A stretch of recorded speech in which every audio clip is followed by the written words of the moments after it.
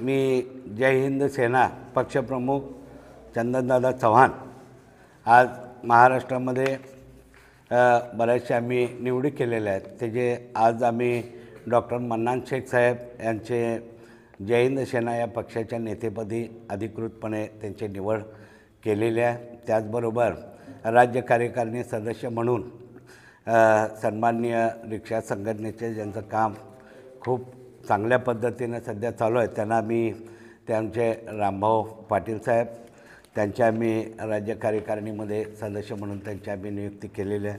त्याचबरोबर कुपवाड शहर अध्यक्षपदी वसंत हनुमंत तोडकर यांची आम्ही या निमित्तानं निवड केलेली आहे. त्यांच्यावरती त्या जबाबदाऱ्या दिलेल्या आहेत.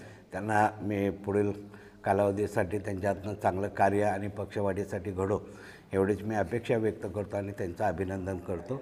जय हिंद, जय महाराष्ट्र.